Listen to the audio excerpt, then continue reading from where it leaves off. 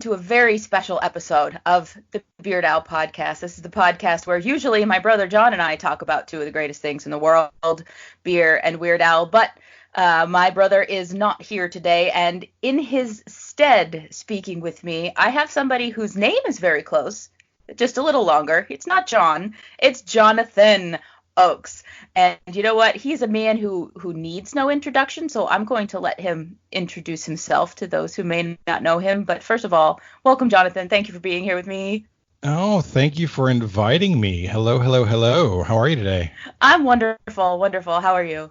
I am fantastic. Had a hurricane kind of barreling down on us. I'm ready to talk about beer and Weird Al. Yeah, I mean, the hurricane barreling down on us is probably the most normal thing that's happened in Florida in 2020. You're not wrong. Nobody even cares about it. No, I don't think it's going to be all that bad. Crossing my fingers. And my toes and my intestines, yes. Ooh.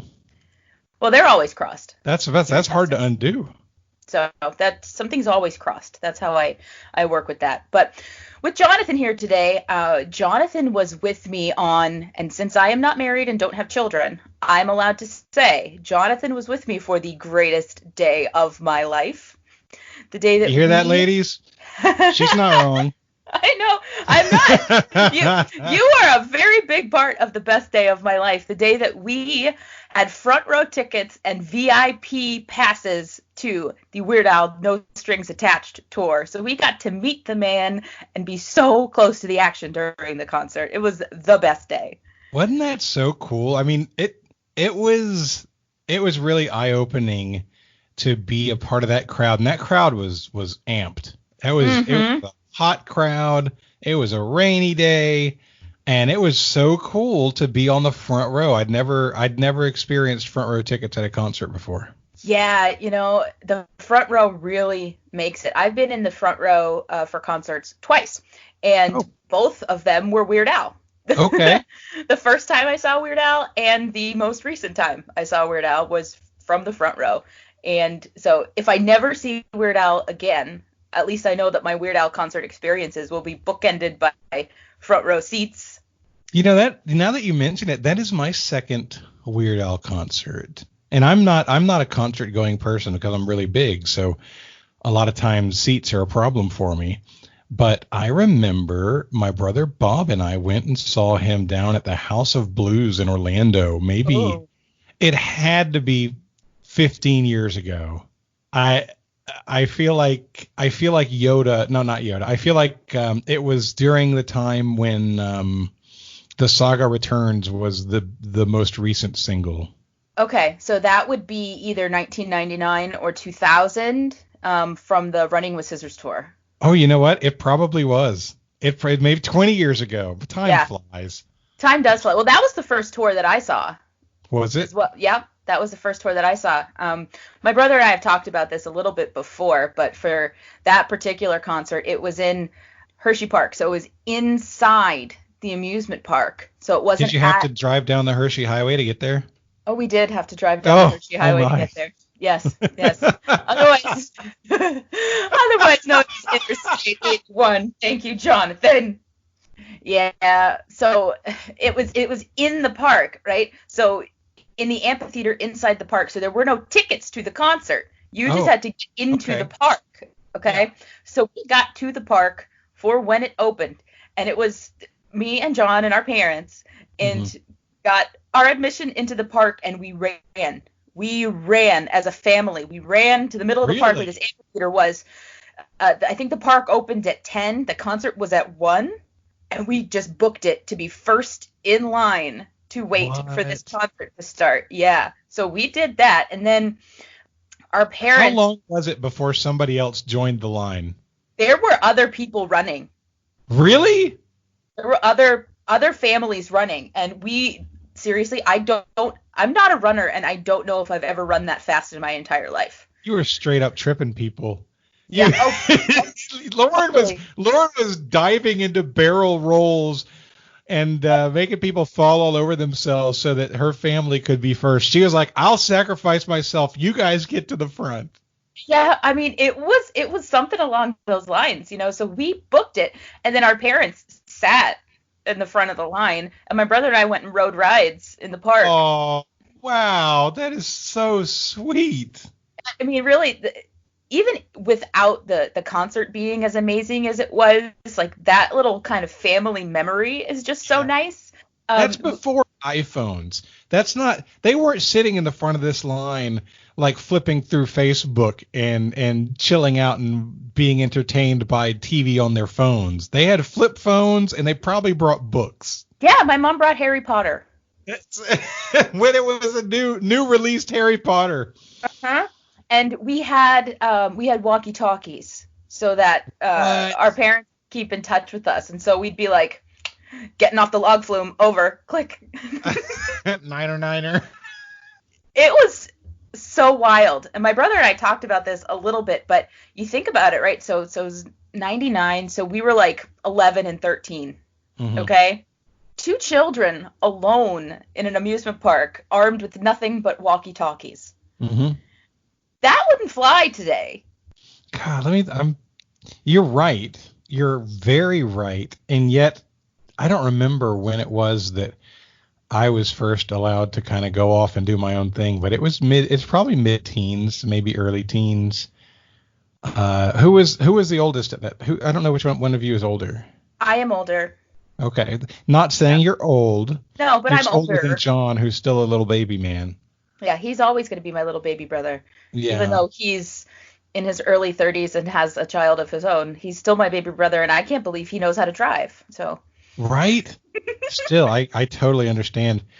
Yeah, so the amusement park thing's kind of cool, but that's a beautiful family memory it reminds me of amusement park stories with my family, and it's funny how you can look back on them and you don't think about them for years and years, but if you call them to mind, everybody who went to an amusement park with their family has some kind of stories.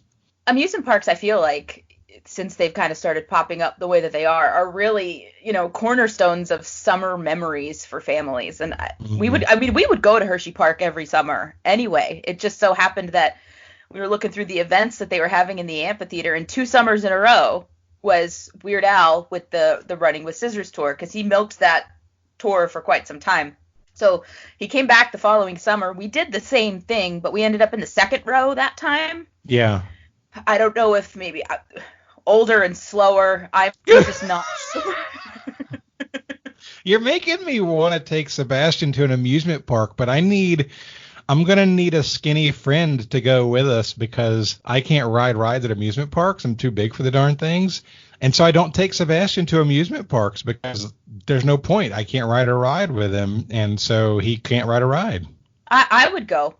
Yeah? Yeah, I mean, this is public now. So if, when the world is a little safer. You watch out. I will totally take you up on that. I am no joking at all. Oh, because I'd love to take Sebastian to an amusement park.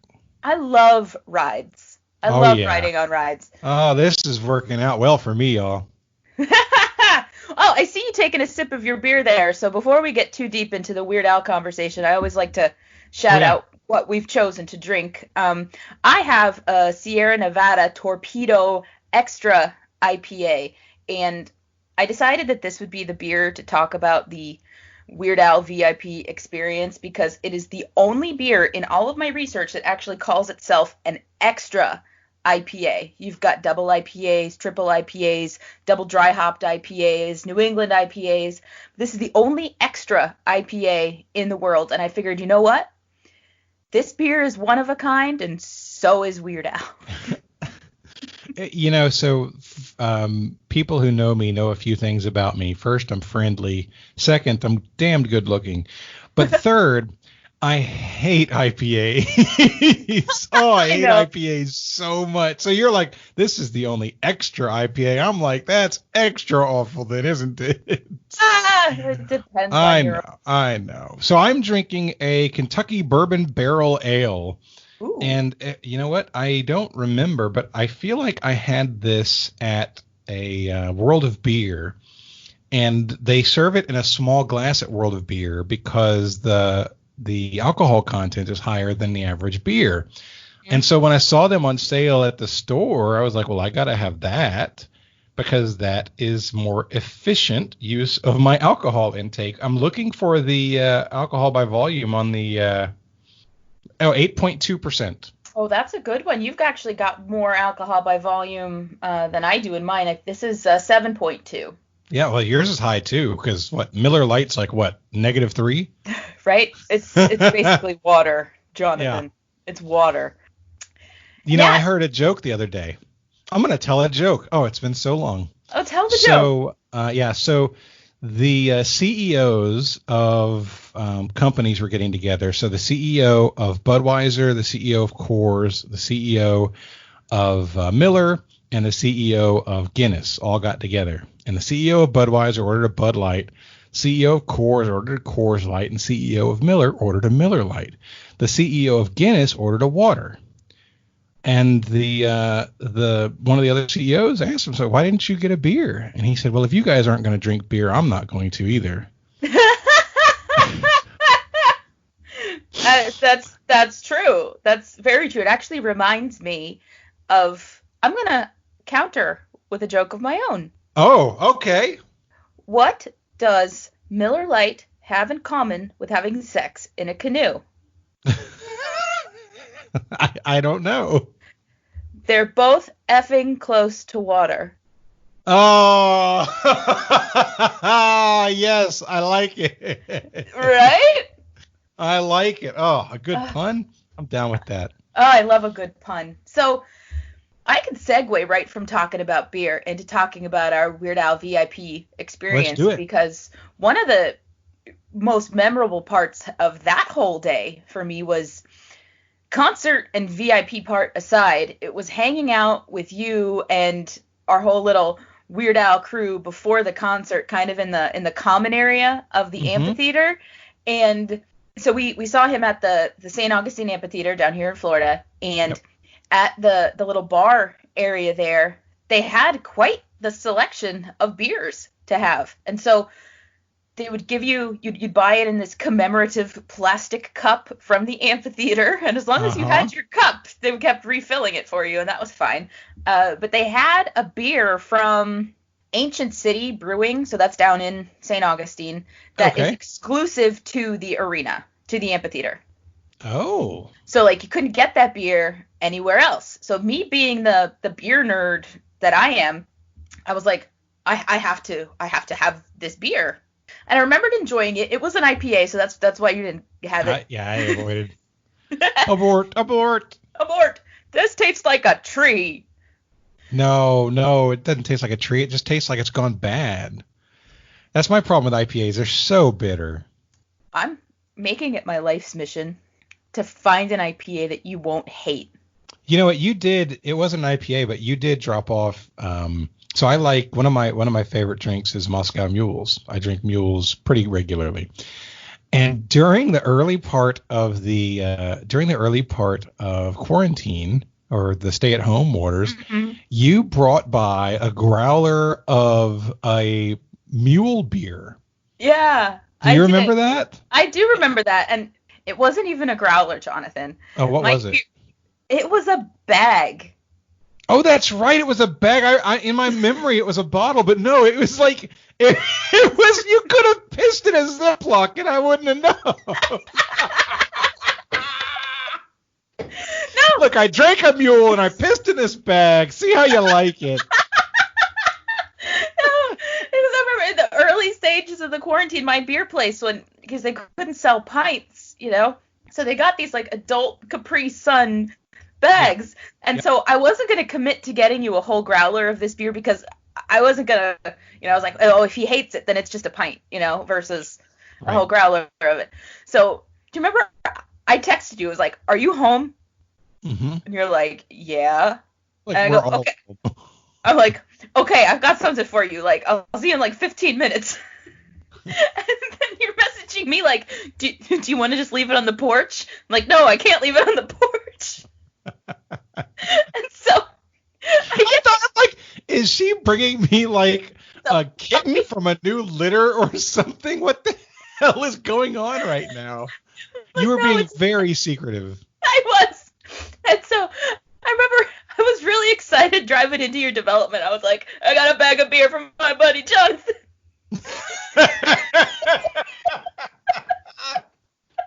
And so I go to your house, I knock on the door, and then I stand back like 6 feet, and I'm holding this bag of beer behind me, and you're like, hey, and I'm like, I pull it out slowly from behind my back, and I was like, hey, and you're like, is that a bag of beer? And I'm like, yup.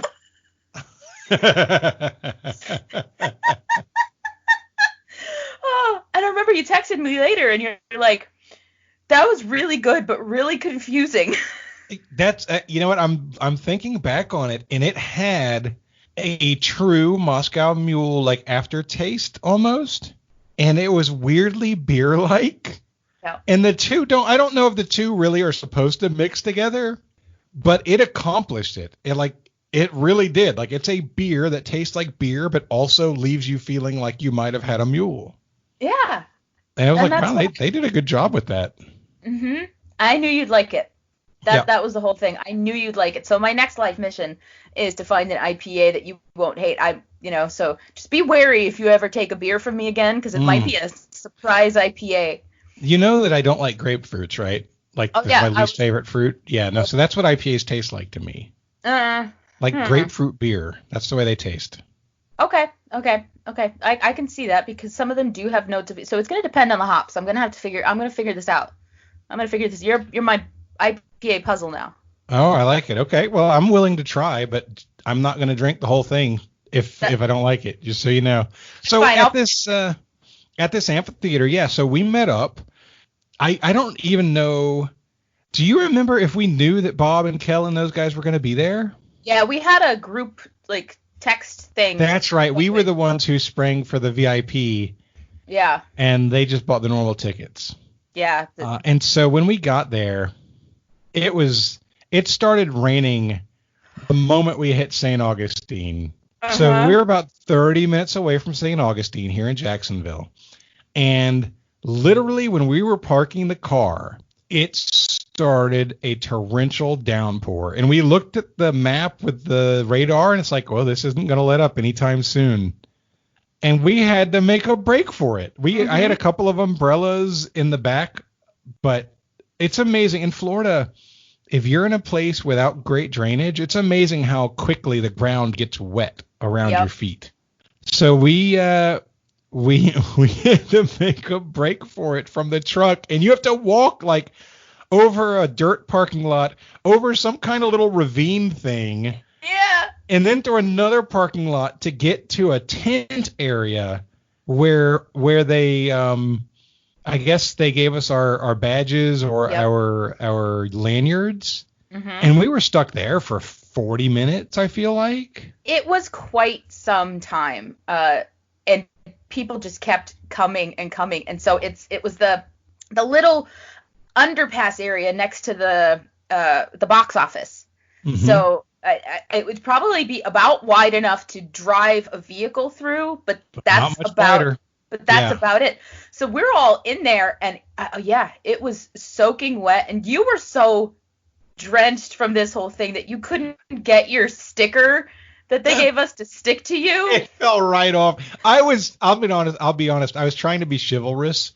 So I think we were sharing one big umbrella, and I was trying to make sure I held it over you as much as possible so that you wouldn't be miserable and soaked during this concert. Aww. And so I did take the brunt of the rain.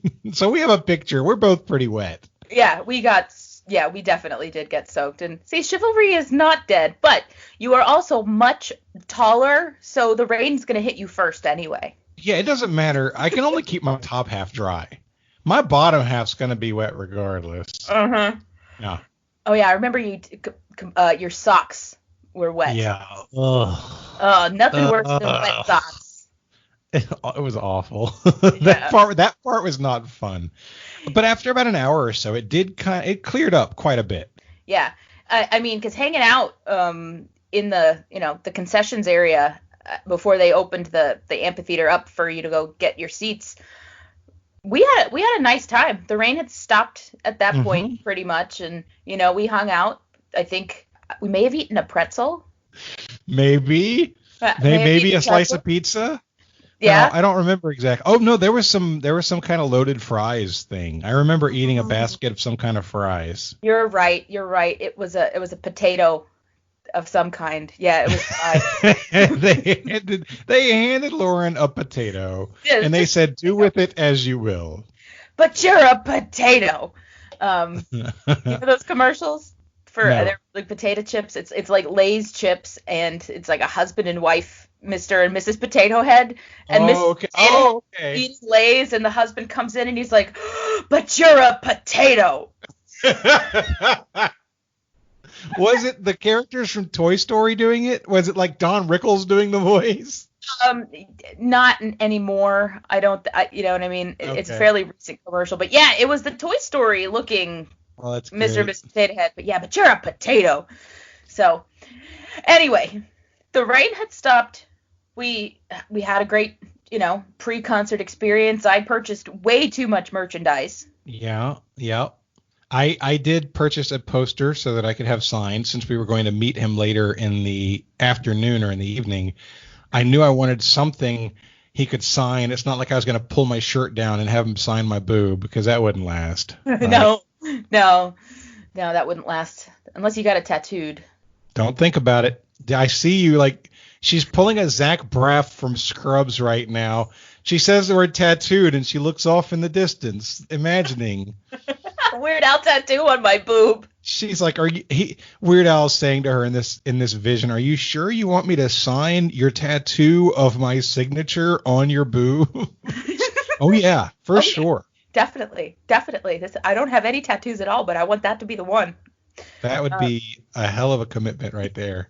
Truly would be. God.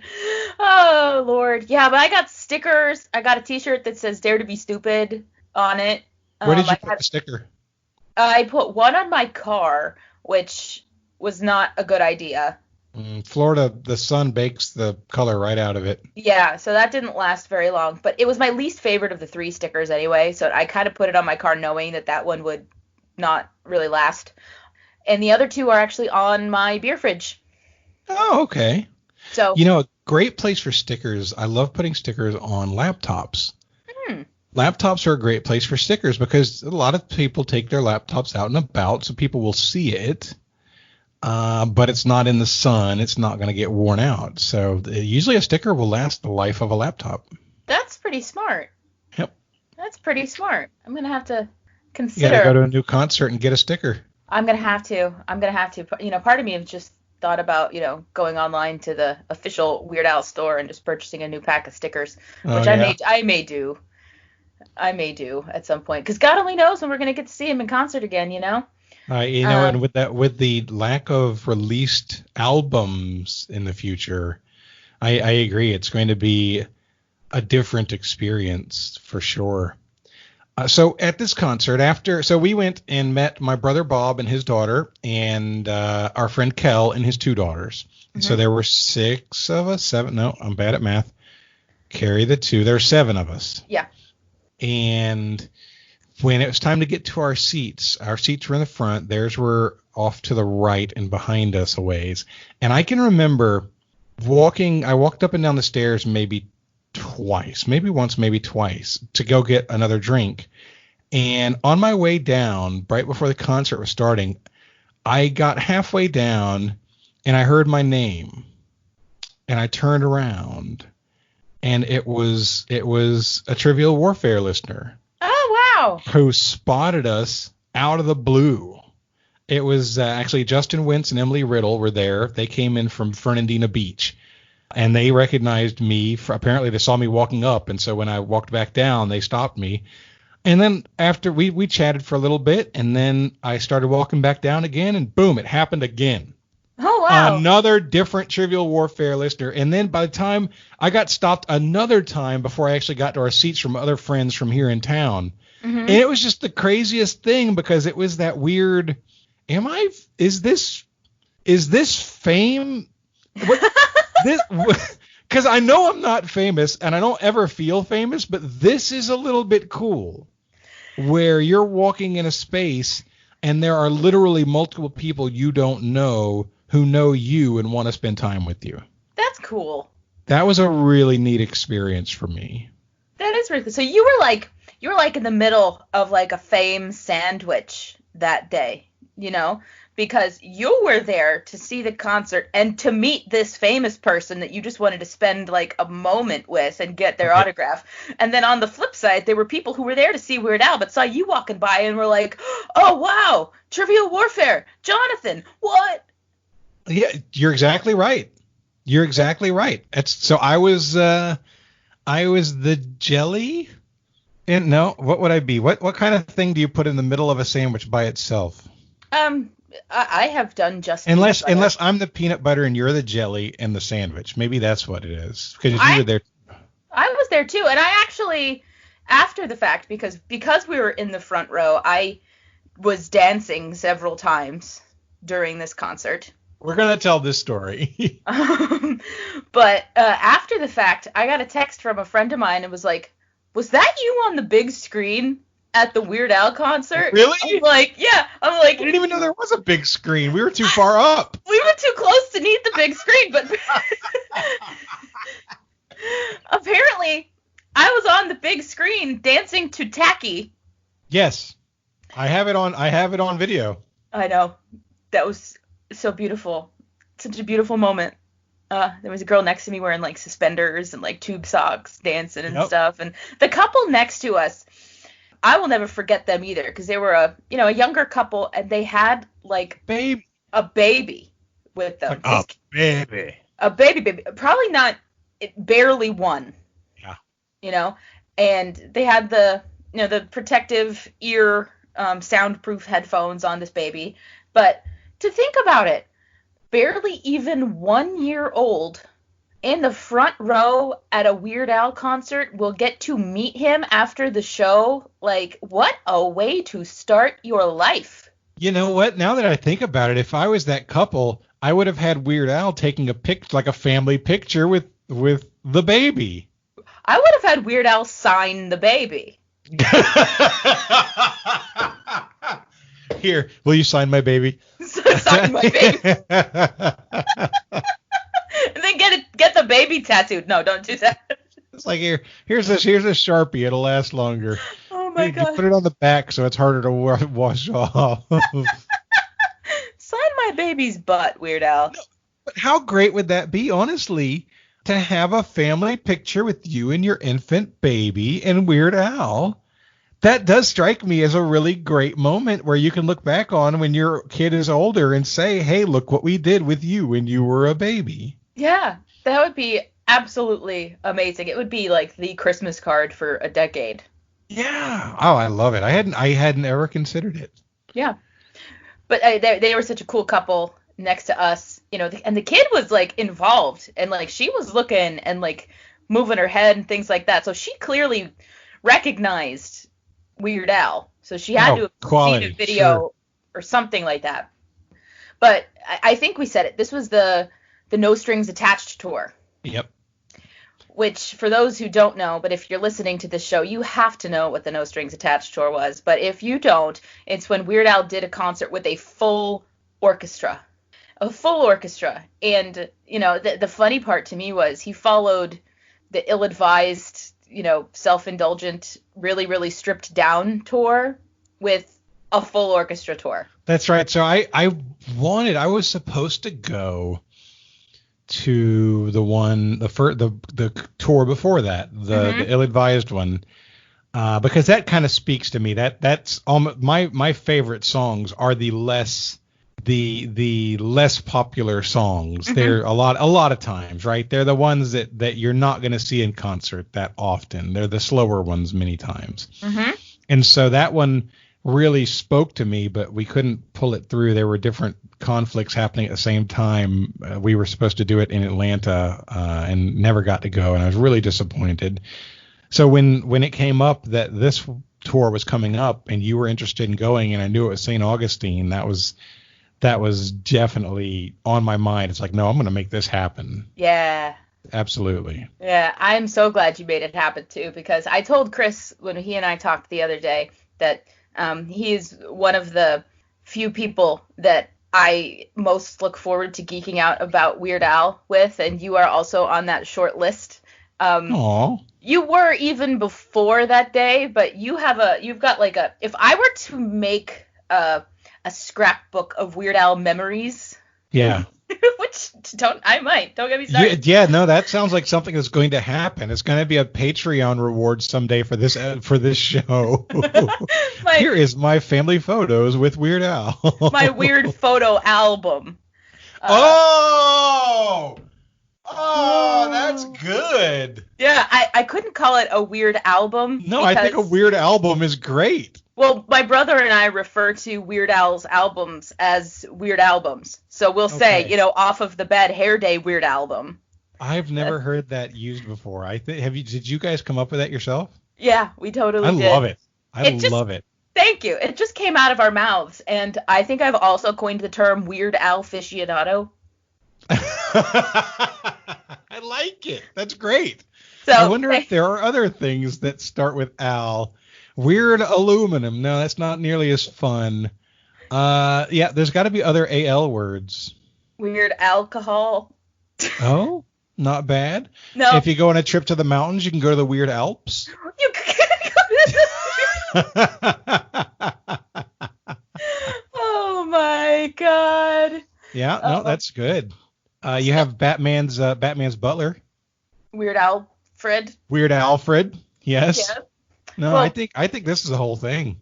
I absolutely do too. And I mean, if I ever were to get into, maybe doing charitable donations in the name of the show, it would be Weird Altruism. Oh, yes. That's great. This is good. Yeah. Now my brain is racing a mile a minute, but it doesn't go very far. It's a mile a minute, but it's all in one very small circle. Very small little circle. Like, where are we going here? Where even were we? Oh, but I was just saying that you would have a special like 2-page part in my Weird Al photo album of kind of Weird Al experiences, because I mean you were, like I said, you were part of like the greatest day ever. For sure. So it was a weird view being on the front row. Mm-hmm. Front row means you're kind of looking up. I mean, the platform is a good 5 feet tall, maybe 4, maybe 5, but you're absolutely looking up to watch the show. Yeah. Not like a movie theater looking up where it's 20 feet above your head, but you're definitely not, you have to sit back a little bit in order to take it all in. And I don't know personally, for me, being on the front row, I don't know if I felt the full effect of the orchestra part of it. I can see that because, like, frankly, I could not see the orchestra. I could hear them and appreciate them, and, like, seriously, I will never hear Jurassic Park the same way again. Yeah. That is not really. It's a good song, but it's not like on my list of personal absolute favorite Weird Al songs. Yeah. But hearing him sing that song with the full orchestra behind him was magical. And he hit those high notes like still. He crushed it. Absolutely crushed it. That whole album is an album where it's like, okay, well, this isn't really his best stuff. But if you put it on, it's a good album like all the way through. Yeah. It's a really enjoyable album. There's a couple of none of them are, hey, these are in the top 10 best Weird Al songs, unless I'm forgetting one, but I don't think I am. I don't think you are. But there's maybe 4 or 5 songs in there where it's like, this is great. I enjoyed the hell out of this. Yeah, every single Weird album has that going for it. I was listening to the UHF soundtrack the other day. That's a really good album. But it also has Isle Thing on it. Yeah, okay. Which is terrible. It's not great. No. The UHF song itself, though, is outstanding. It's perfect. Yes. Now, you know what? What's your worst Weird album? John favorite. And I both equally dislike Off the Deep End, actually. Really? Yeah. And I don't know why exactly. I think it's because, like, frankly, I don't really care much for Smells Like Nirvana. Like, I get that it was a turning point in Weird Al's career. You know, it was huge moment for him. Yeah, I mean, it was the first album not produced by Rick Derringer. It's the first album Weird Al produced by himself. I didn't know this. Uh-huh. I didn't know this at all. I didn't know Rick Derringer and Weird Al were associated with each other. Rick Derringer produced Weird Al's albums all throughout the 80s. Rick Derringer played the solo on Eat It. What? Isn't Rick Derringer the guy who did the song Bruce? I don't know. Rick Derringer, I know he was in the McCoys that did Hang On Sloopy, and he also had a solo hit with Rock and Roll Hoochie Coo. Oh, I remember Rock and Roll Hoochie Coo. Who did Bruce? Because I was thinking about it from a humor perspective. It would really fit. I don't know. Do you know the song I'm talking about? I probably would if I were to hear it. It's a song about a guy who keeps getting mistaken for Bruce Springsteen. Oh, it's Rick Springfield. It's the other Rick. The whole song is him getting mistaken for Bruce Springsteen. And so it's a really funny song. It's a really cool song. If you haven't heard it, you should check it out. Oh, I probably will when we're done here. So when I asked the question, what's the worst album for you guys, I knew my answer immediately. Mm-hmm. And it wasn't even close. And for me, it was Off the Deep End. Oh, for real?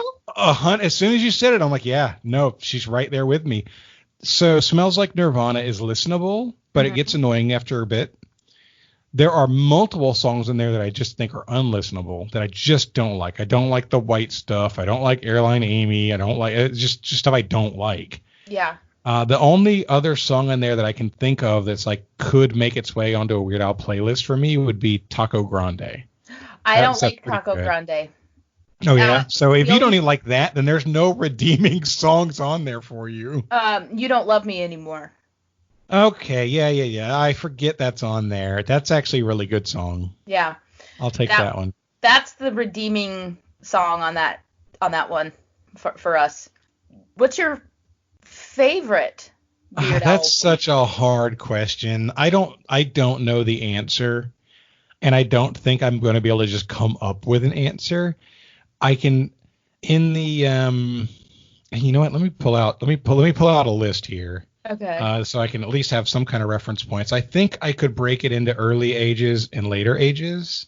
Okay. Well, while you're looking, I will tell you that my brother and I recently had a conversation where I kind of broke Weird Al's career down into up to UHF, so the 80s, and then from Off the Deep End through Poodle Hat would be a good kind of like mid-career breaking, and then from Straight Outta Linwood on would be the third chapter of Weird Al's career for me. I think that's a really fair way to break it up. Google does not help because I don't put it in order. A part of me, God, the first, it's kind of sad that Off the Deep End is where he got his big break. Because I'm telling you right now, I was thinking in my head, I was like, man, I really liked Weird Al in 3D. Really liked it. And Nature Trail of Hell is one of my favorite Weird Al songs. And so, but then I'm like, oh God, Dare to Be Stupid is next. How could Dare to Be Stupid not be the right answer to this? Because it is really like, it's 100% in the top 3 of his best albums, no doubt. And then I look, and the next one's Polka Party. And I know that most people don't love Polka Party, but I loved Polka Party. I love Polka Party. I just listened to that. It's quintessential stuff. It never had a big hit, but it had great songs. Dog Eat Dog. Yes, it's fantastic. And then so I'm like, oh, how do I make a decision? So I'm looking to see Get Up to UHF. I'm like, crap, even worse is in this grouping, and that's a great. The 80s were his best period, and I'm not going to back down from that. There are no missteps in the 80s from now, except unless you want to count the first album, which is rough. It has its moments. But 3D, brilliance. Dare to Be Stupid, Polka Party, even worse, UHF, all of them, I think, are great. And when he was doing, at that point, after UHF or around UHF, I can remember they were doing like discography, like box sets already from that point in his career. And if that had been his whole career, he would have still been the best parody artist in the history of the world. Yeah, I'll buy that completely. So I'm having a really hard time. The next set, actually the 90s to me is actually maybe the weakest period. There's less to choose from. You have Alapalooza, which is that is the Jurassic Park album, which is underrated but not great. I wasn't a big fan of the Red Hot Chili Peppers Fred Flintstone song. That one has Bohemian Polka on it, right? Yeah. Which is the worst polka. It's okay, right? But I do love Frank's 2000-inch TV, and I love the Traffic Jam. Oh, Traffic Jam is a super underrated song. I love that song. It's a Prince pastiche. Okay, I didn't realize that. So it's a style parody of Prince because he was never given the permission to outright parody a Prince song. So if you listen to Traffic Jam and have Let's Go Crazy in your mind, you can hear how the influence. There's a Soul Asylum pastiche. One of the Christmas songs is essentially Black Gold. Yeah, John and I actually talked. That was the first episode that we did, was The Night Santa Went Crazy. Yes. And yeah, John told me that. I had no idea. I remember hearing it and thinking, this sounds really familiar. And it was only later that I heard it as like an older person, and I was like, this sounds just like that Soul Asylum song. And I went and looked, like, it sure is. Anyway, so in the 90s, Alapalooza, Bad Hair Day, and Running with Scissors. Bad Hair Day strikes me as the best of those albums. That's our favorite. But of those three albums on and Off the Deep End, I will choose every one of the 80s except for the first album. I'll choose every one of the 80s albums over those albums. And that's totally cool. I think that speaks to, when your first taste of Weird Al was, and all this, that, and the other. Maybe. John and my favorite is Bad Hair Day, because if you don't know how we did this, John and I actually independently ranked the albums, and then we ranked each song on each album, and John had put some sort of a spreadsheet together, so we have a cumulative song list ranking. And Bad Hair Day was both of our number one albums, because that was the first one we got. The number one of the whole thing. I'm trying to find a song list from this thing. I can only find the singles. Amish Paradise is iconic. I'm giving you Everything You Know Is Wrong is pretty good. Cavity Search is okay. I don't love it. I just don't love the material that it's based on, so I didn't love it. Calling In Sick is okay. Alternative Polka is fantastic. Mm-hmm. Since You've Been Gone is great. Gump is okay. I'm So Sick of You. Syndicated Incorporated is another. Soul Asylum. Oh, Jesus. He actually worked with Dave Pierneer on that. Dave Pierneer got a writing credit for that song. He's the lead singer of Soul Asylum. Yep. I Remember Larry, Phony Calls. No, see, this doesn't stack up. There's 3 or 4 songs that I like or love on here, but not a whole album worth. I get that. Again, we have the nostalgia behind that album. John and I, when we were, when that came out, we had our big black boombox, and we had that, and we would listen to that in the pool like every day during the summer. We would just blast Bad Hair Day. Yeah. So at this point, Poodle Hat and above, I'm a full-grown adult, right? Like, this is 2002 is Poodle Hat. I'm in a full-time job, past I've already been promoted. I've gotten out of all of my wandering stages and my failed attempts at college stages. And so at this point, I'm not listening to albums that often.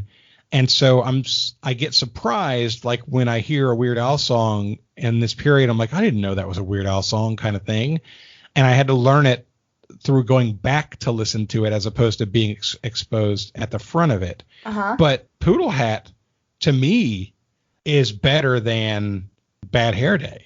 It objectively might be, because, I mean, Poodle Hat has, it's got eBay, it's got Bob, it's got Hardware Store and Trash Day. And right there, back to back, those two they're in my top 10 fantastic love these songs. Okay. They're great. I have this for these virtual reality goggles, and I can't remember the name of them, right? And I have Beat Saber, which is a game for this where you're holding lightsabers and you're slashing through boxes and you have to hit the beat of the song you're playing to and hit it in certain directions. Okay. And it's an amazing virtual reality game, and you can kind of break the programming to upload other things from people who create songs and maps. And the hardware store is a map that I have downloaded. And let me tell you something. I think I finished it on medium difficulty, and I'm good at this game, and I could not get past medium because that song is so fast. It's intense. It's an intense amazing song. And Weird Al has even said that he never has and never will do that song live because he can't. Yeah, nobody could. That might be the best polka too. Angry White Boy polka. Okay. That might be the best polka. And then you get into Straight Outta Linwood, which has some really good highlights, but has some like clunkers on it. And then Alpacalypse, which is terrible. And then Mandatory Fun, right? And Mandatory Fun's great. Yeah. Mandatory Fun's great. Yeah, so my favorites are probably Poodle Hat's in my top 3, Dare to Be Stupid's in my top 3, and one of the other ones, take your pick at any given time from the 80s, would be a top 3, and I can't even get there. That's totally fair. I mean, it's so easy to pick a least favorite. It's very hard to pick an absolute favorite because there's so much good stuff. Well, there's also there is a weird thing where you hear the songs too many times. And so Dare to Be Stupid fits this for me. It's like, okay, I love the songs in this album, but like I had the tape. I had a cassette tape of this. Okay. And I just started feeling old. The second side starts with I Want a New Duck. Yeah. And I Want a New Duck is a good song. I have no desire to listen to I Want a New Duck. I have no desire to listen to it. I've heard it enough times to where I'm over it. Now, there's still like Slime Creatures from Outer Space. I'm great. Yoda, I'm great. I Want to Buy Me a Condo. I'm great. Dare to Be Stupid. I'm great. But there are actually Condo might be slipping into that range too. Condo is on in 3D. Is it 3D? See, I get them mixed up too. It gets mixed up. But my point is that it's hard to rate your favorite when things that used to be pluses for the album are now minuses for the album just because you over-listened. That's completely fair. And I get that. I totally get that. Sometimes you have to give a song a break to remember how good it is. Yeah. I guess with that, how do you think Weird Al must feel knowing that when he does a concert like he did with No Strings Attached, that there are some songs that whether he really, really wants to or not, that he always has to do? He's got to hate some of his own songs. I'm sure at this point he absolutely must. With Trivial Warfare, I have 280 something episodes at this point. Mm-hmm. There are episodes where I'm like, ugh, I hate that episode. That's like, ugh. When I put it out, I might have loved it. Mm-hmm. In fact, I remember the first year of doing it, I loved every episode. Thought they were all great. 2 years later, listening back, it's like, ugh. And then you have the feeling of, oh, and there's people who are just discovering the show, and if they start at the beginning, it's like, oh God, I'm gritting my teeth because that's not what I want to represent anymore. Yeah, I get that. So he's got to have those same feelings, but magnified. Yeah, because you and I both talked about not really enjoying Smells Like Nirvana, but he has to do it at every concert. He has to.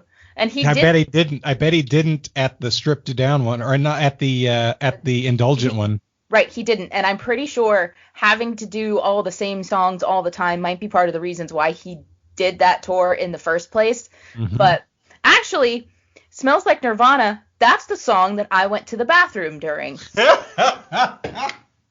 Yeah, for sure. You went to the bathroom during Jackson Park Express. Yes. Oh, such a good decision. I hate that song. We've talked about this, but I think we talked about this that day. That's a Cat Stevens style I was parody. surprised that it was a Cat Stevens. So I remember listening. This song is weird because the first 2 minutes of it, I'm cool with it. Like the first 2 minutes of the first time I heard it, I was like, yeah, okay, I'm down with this. This is cool. It's kind of a Crosby, Stills and Nash kind of feel to it, right? But then it kept going. And it's the joke, obviously, is we're all thinking these things that are more and more outrageous and nobody's actually saying anything. And the whole joke is we've gone through this weird experience, but neither of us actually said or thought any of these things. Mm-hmm. And it got really annoying for me.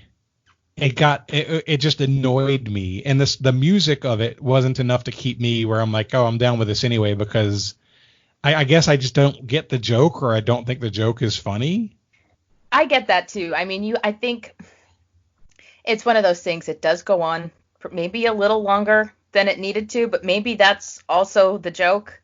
So maybe you're getting the joke more than you think you are, in that, like, you're annoyed by it because you're like, okay, I get it. He's thinking all this stuff, but nothing's happening. Nobody's saying anything. Nothing's going on. There's nothing happening here. And then she gets off the bus. Not just that, but the things that he chose to use, I didn't think were that funny either. To me, that felt like creative stretching. Like, okay, I have this idea for a song, and I need to find stuff to put in here. But so in this, I'm gonna blaspheme here. I think that there are multiple times throughout his career where, when he's felt the need to fill an album or the need to stretch, he'll go back to these tropes of TV and food and overthinking. Okay. Right? And there's multiple examples of songs that are just songs that end up being okay. It's like, did you have to do food again? Right. Could you have done this about a different thing? Uh-huh. And so some of that, where even the quality of the song can be good quality, and I'm already over it because it's like, okay, I get it. The food, it's a food song. Mm-hmm. I don't need another food song. No, we've got the food album. He had enough food songs that the record company put out the food album. And he had enough TV songs that the record company put out the TV album. So there's a bit of that in me thinking, as a person who creates now, as a creative person now, mm-hmm. sometimes I hear a song and I feel like, okay, that's just stretching. And I almost get uncomfortable with, you stretch really hard for this one, and I'm not really, it's actually making me dislike it actively more than I would if I didn't realize that's what was happening. Okay. Yeah. I mean, even creative geniuses have to stretch from time to time, I suppose. And I'm not going to call it blaspheming because, as much as I don't want to admit it, Weird Al is a human. Well, I'm not sure. We've been up close. I didn't see any pores. Yeah. Okay. So back to our main point. We've been up close. We were as close as the front row. And we can't skip the dancing, though. Okay. So Lauren's bopping along in her seat, and this is a weird situation because in a Weird Al concert, unless it's a standing concert, there's not a lot of standing. Right. Lots of people, maybe we're all old. I don't know. There was kind of a youngish crowd, but it's not like the music that you've got to get up and jump up and down. It's not a hype kind of concert, right? No. It's more like I've gone to the show. Muffy, would you like to go to the show? Oh, lovely. Right? That's kind of more of the vibe for some weird reason. In the front row, though, you and maybe 2 or 3 other people, as Tacky came on and he went out into the audience, he did a full circuit of the front middle section of the audience. Mm-hmm. And while he's dancing and singing across the walkways, you got up and were kind of dancing in your seat, and some others got up and were dancing in the front, and you decided, well, I'm going to go there too. Yes. And so, you were getting down as he's dancing around the audience. You and 2 or 3 other people and one little girl who's cute as a button are dancing right in front of the stage. And he comes down and joins you. Yeah. What did that feel like? So it wasn't like a long moment. No, he passed right in front of me, and I can't even. This is going to be so embarrassing, but I can't even tell you how many times I've watched the video that you got of that moment. I think I can sum up what I was thinking in that moment with the look on my face right after he passed in front of me, because I'm there, I'm in my Hawaiian shirt, I've got my fanny pack, I've got my, knockoff Tiva sandals on, I'm holding my commemorative cup full of beer, dancing in the front row at a Weird Al concert, and Weird Al dances by maybe 6 inches like in front of me. Yes. And my face, it's like I went from like smiling, dancing to this face of like, oh my God, that was just Weird Al like right in front of me. And like my body froze for a second. Like I stopped dancing and I froze.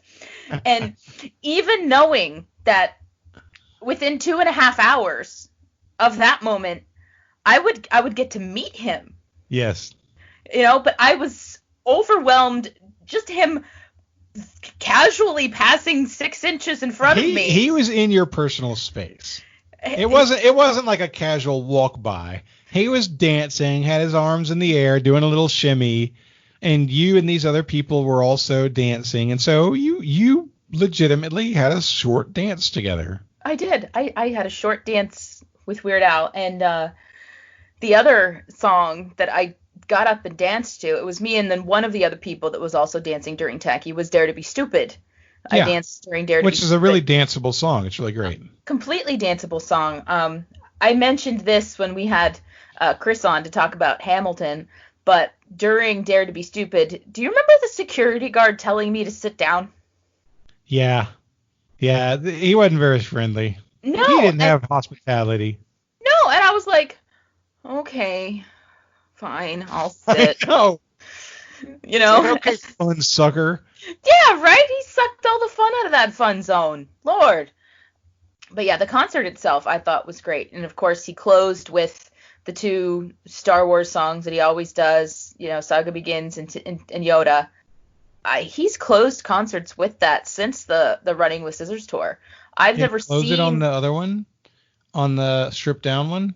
Yeah. Or on whatever, the indulgent one? I keep calling them the wrong things. Well, it's the ridiculously self-indulgent, ill-advised something, blah, blah, blah, blah, blah. Nobody asked for this tour. He still did. It was they were a little stripped down, but he still ended with those. But that tour was actually a whole lot of fun because every stop on the tour, the first song of the encore would be a straight-up cover of a song. Oh yeah, no, I remember because I actually subscribed to Stitcher Premium for a couple of months, so I could listen to some of the songs on that concert series. It was really, really cool. On that tour, he did Dare to Be Stupid in the style of the Grateful Dead. That's awesome. So that was neat. But the show that we saw, he did Jenny 8675309. Okay. So that was neat. I flew up to Atlantic City for New one Jersey. night to see that show. Yeah. He came back the next day? Yep. I think I remember this. I remember thinking, okay, that's a different kind of crazy. Yeah. Well, it's me. Haha. Yeah. So part human, part Muppet, all woman. Oh, yes. The concert ends and the great part begins. The VIP actual part. What? Hold on. What? The concert ends and the waiting started. It was a long wait. They made the waiting kind of fun though. It was about an hour and a half. We got pizza. When she says pizza, she means singular, as in slice of pizza. But the room they had us in was pretty cool. They had it all done up to look like a gothic hall. Do you remember? I'm trying to remember. It felt Western-ish to me. There's a lot of wood. A lot of wood, and then there were little candelabras, and they had little fake windows on the wall. So it was kind of weird. Well, yeah, it was weird, And there was an R2-D2. There was a live R2-D2. I have a picture with R2. It is a good 3 feet tall, full working operating model. There's a guy in the background you could see who had a joystick. Essentially, it was a 2-handed controller. And he did all the stuff to control it. So he looked like one of the guys who does like the Dragon Cons and all the rest of them. Well, what Weird Al does, when he closes the shows with the 2 Star Wars songs, there's always stormtroopers on the stage, and they're actually from a local chapter of some Star Wars organization. Yes, I can't remember the name of it. Kelvin to tell you. It's like it's like a TK blah blah blah. It's the name of the platoon of stormtroopers. Yeah. And there's a club in most major cities. Yeah. So he always gets them. So it's always, those true. stormtroopers don't go. It's just local people in stormtrooper outfits doing, up there swaying along to, Yoda, and the saga begins. It's great. By the way, speaking of lifestyles R2s, Ben and Carmela and I went to Dragon Con last year in Atlanta, and I got to see a parade of droids. Really? There were hundreds of all these replica droids from the Star Wars universe. A lot of R2s, some pink R2s, but a lot of different kinds. One of them was a little mouse droid that would skitter around the Death Star. Oh my God. And so, yeah, they have a parade of all the droids. It's the most nerdy and coolest thing I can think of. It's a lot of fun. Yeah, so one might say that you enjoyed it. No, I completely enjoyed it. It was very enjoyable. It was enjoyable. So we got our pizza. Weird Al fed us pizza. So that's, one thing I can check off my fun fact about me. Well, Weird Al bought me pizza that one time. 100%. He also made you cry. He also made me cry. Guys. I know. But they ushered, so there were these long tables, and they're, filing tables through, one at a time to go meet Weird Al. And we all got a sheet of the conductor's score. Yes. From the show. So that's what I had Weird Al sign. And I got a little screwed as far as my score sheet goes, because it was like one half of the, a song. No, it was one of the first pages of Saga Begins, and there was literally no actual music on it yet until like the very bottom line, which meant that I basically had a blank page for Weird Al to sign. Yeah. So I do remember looking at him and saying, all right, I've got a lot of space here. Can you sign it really big? And one thing I do remember him doing was looking at his, one of his handlers and saying, give me the bigger marker. So he got the big Sharpie to sign mine, and he signed it really, really big. That's cool. But yeah, he did make me cry. I was just so overwhelmed. He didn't make her cry because he was mean, guys. Literally, she started getting really anxious about 10 minutes before we got up to him in line, because as soon as she could see him, she stopped being able to talk. It's true. Like, she got super nervous with this kind of bouncy energy in a way. And so there's this weird thing, and this has happened to me before, so I understand the feeling, where you're just so in a moment that all the feelings that are trapped inside of you leak out through your eyes. Yeah. Yeah. You're just so overwhelmed by everything that's happening. All of a sudden, something has to give, and for most of us, it's our eyes. Yep. 100%. And, so I got up there and I start to cry. He's like, are you okay? And I'm like, yeah. Yeah, that's fine. I love you so much. I think that's what I said. I think I was just like, I just love you. That's all. And, I got a terrible picture, and then they retook it, and I got a decent picture. And I got my autograph, and then they ushered me away, because then it was your turn. And Jonathan, I don't remember anything after that.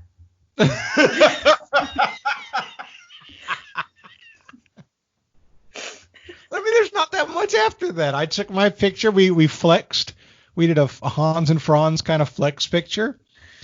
And then we got back to we walked to the truck. It was a ways away. It was still wet. It was like more like a swamp. Yeah. And then we drove back and we talked about all the songs and we talked about the moments. And I mean, you don't remember it. We had a great conversation. I'm sure we did, honestly, but I met Weird Al and my memory for that day ends. I know I got home. I was like, and I knew you had your picture taken right after me, and I know, like, because I've seen the picture of you and him doing the flex, so I know that happened, and I know I was right there, and I know I saw it, but I don't actually remember it, because I was, like, holding my autograph, my hands are, like, shaking, they're giving me my little folder with my pictures in it, and I'm like, oh my god, oh my god, oh my god, I just met Weird Al, and I cried, and I didn't say anything that I wanted to say, because I was too nervous. Oh. Maybe that's part of the reason why I got my brother involved and we decided to do this, because I just have so much inside me about Weird Al that I figured maybe if I shout it into the universe at some point, he will hear me say, like, look, I love you. You're my hero. You're like, look, I don't have kids, but if you want to make any, I'm available. No, yeah. That's what I said to him. Oh, yeah? Yeah, no, he wasn't interested. You got the one cool kid. No, I kind of used all my best stuff with my first kid, and so I'm afraid if I ever had another kid that they might be like a devil's spawn. You never know, you know. Kind of a twin situation. I was gonna say Danny DeVito. Danny DeVito. I was totally thinking that. Yep. I was totally thinking that. You're saying I'm all the bad stuff.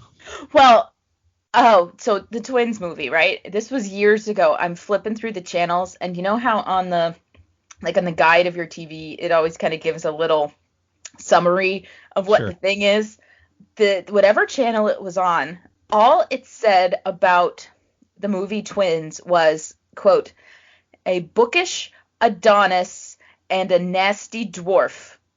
And I was like, okay, like, that's not wrong. It's so mean. It's mean. So mean, but honestly, Danny DeVito has made a career out of being a nasty dwarf in so many movies. Yeah. Oh, yeah. Yeah. Absolutely. Was he in the Romancing the Stone movies, the Jewel of the Nile movie? I think so.